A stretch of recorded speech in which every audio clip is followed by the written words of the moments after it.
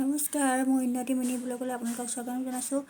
এয়া মই আজি ভাত ফ্ৰাই কৰিলোঁ। তাৰ কাৰণে মই পিঁয়াজ কাটি ল'লোঁ, তাৰপিছত ডিম দুটা লৈছোঁ। দুপৰীয়া আজি ভাত খাবলৈ মন নগ'ল, কি খাওঁ কি নাখাওঁকৈ দোকানত মেগী বিচাৰি গ'লোঁ, মেগীও নাছিলে। গতিকে ভাবিলোঁ ভাত আছে কেইটামান, ভাতকে বোলো ফ্ৰাই কৰোঁ। আৰু দুপৰীয়া সাঁজটো এনেও ভাত খাবলৈ মনেই নাযায়, এনেকৈ কিবা এটা নতুনকৈ বনালে খাবলৈ মন যায়। তো পিঁয়াজখিনি দি দিলোঁ।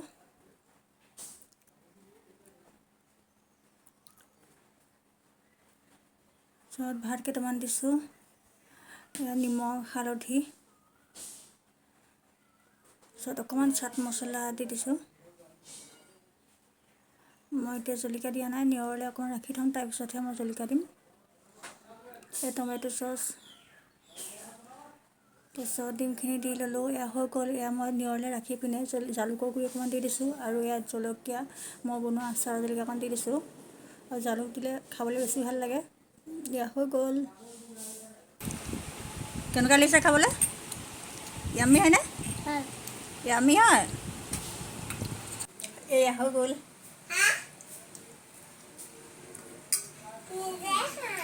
খাবলৈ যে কি ধুনীয়া হৈছিলে নহয়। Bye bye.